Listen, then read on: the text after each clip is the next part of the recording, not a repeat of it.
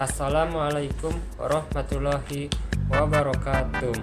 Perkenalkan, nama saya Fikri Sultan Andika, NIM 242555045.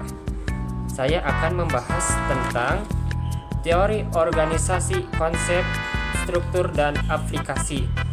Karya dari Desna Aromatika dan Arif Rahmat Sudarjat dari sejak Februari 2021. Buku ini fokus pada bagaimana organisasi dipahamkan dalam perspektif administrasi publik atau negara. Organisasi dianalisis bukan sekadar sebagai kumpulan orang, melainkan sebagai entitas yang hidup dan berinteraksi dengan lingkungannya untuk mencapai tujuan negara.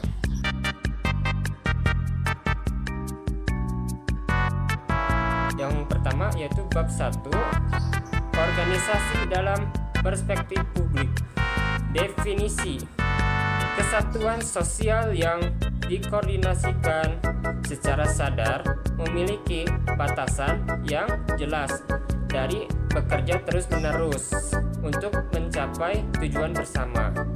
Alasan berorganisasi: manusia adalah makhluk sosial yang memiliki keterbatasan fisik dan materi sehingga membutuhkan kerjasama atau organisasi untuk mencapai hasil yang lebih besar dan efisien. Jenis organisasi: yang pertama, organisasi privat, fokus pada profit atau motif keuntungan. Yang kedua, organisasi publik, fokus pada service motif atau pelayanan masyarakat dan bersifat non-profit.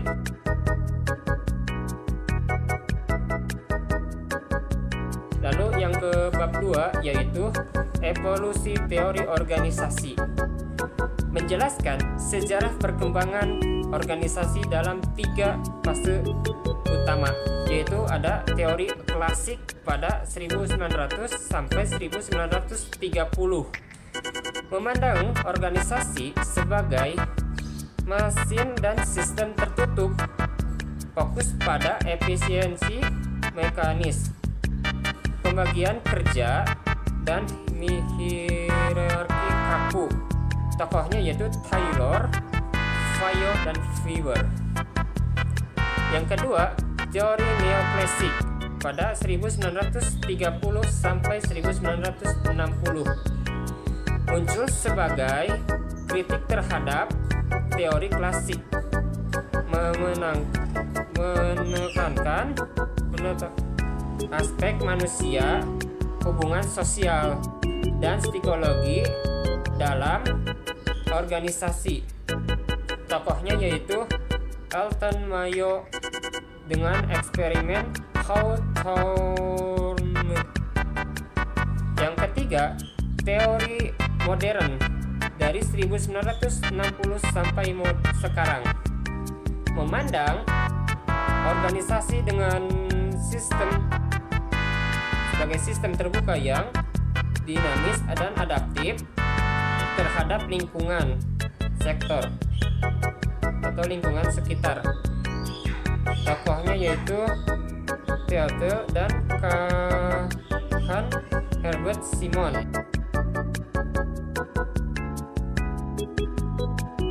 Yang bab 3 yaitu lingkungan organisasi.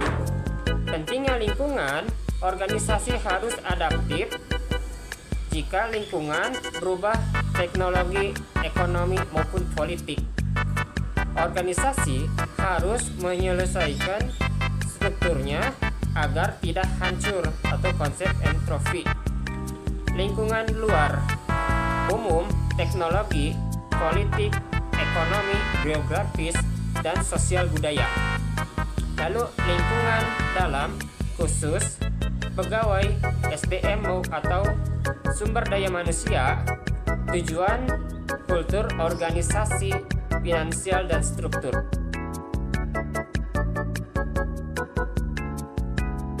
keempat yaitu struktur organisasi. Struktur organisasi bukan sekadar bagan melainkan alat untuk mencapai tujuan dalam perspektif publik. Struktur seringkali bersifat lini dan staf. Untuk piramida dokumen atau piramida dokumen menyebutkan bahwa dengan struktur sangat berpengaruhi oleh yang pertama besaran organisasi. Ya, organisasi besar memerlukan struktur yang lebih kompleks. Lalu yang kedua teknologi.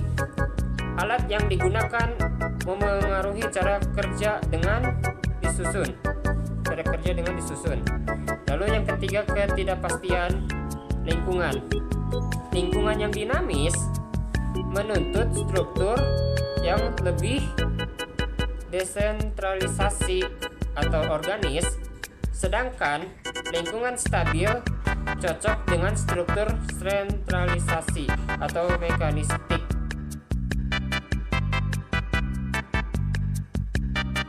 Bab yang kelima yaitu kepemimpinan. Pemimpin berfungsi sebagai komunikator utama dan motivator dalam teori neoklasik. Pemimpin yang baik adalah yang mampu menerapkan teori Yi, yaitu berasumsi bahwa bawahan memiliki kreativitas dan bertanggung jawab, sehingga ruang partisipasi dibuka lebar untuk mencapai tujuan bersama.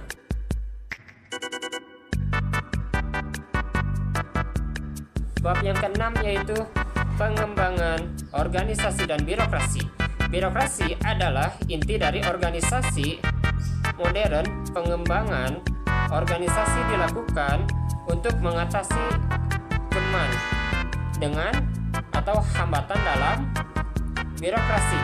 Tujuan adalah mengubah birokrasi yang kaku, mengubah lebih responsif terhadap kebutuhan masyarakat melalui penyesuaian prosedur dan budaya kerja.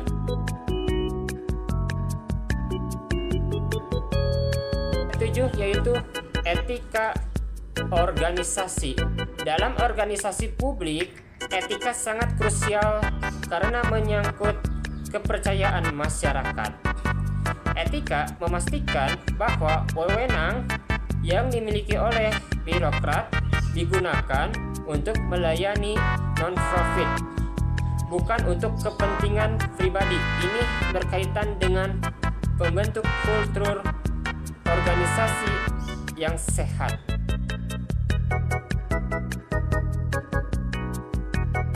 Bab 8 yaitu analisis kasus-kasus. Yang pertama yaitu desentralisasi, memberikan hak daerah untuk mengelola wilayahnya sendiri. Lalu yang kedua daya saing. Pemerintah daerah dituntut memiliki paradigma global agar bisa penyejahteraan masyarakat di tengah persaingan MIA dan globalisasi. Lalu yang ketiga sinergi. Kesuksesan organisasi publik pemerintah bergantung pada interaksi tiga domain, yaitu state negara, private sector yaitu swasta, dan society yaitu masyarakat. Jika ketiga komponen ini bekerja sama secara sistematis, maka kesejahteraan masyarakat akan tercapai.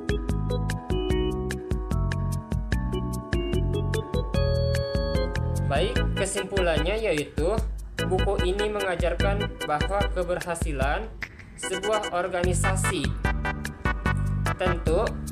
terutama instansi pemerintah sangat bergantung pada kemampuannya menjaga keseimbangan antara struktur internal yang rasional dan responsivitas terhadap perubahan lingkungan eksternal. Jadi ya kalau kalian mau berjawab ya silakan berkomentar. Mohon maaf jika ada salah ya dalam kata-kataku. Sekian, terima kasih. Assalamualaikum warahmatullahi wabarakatuh.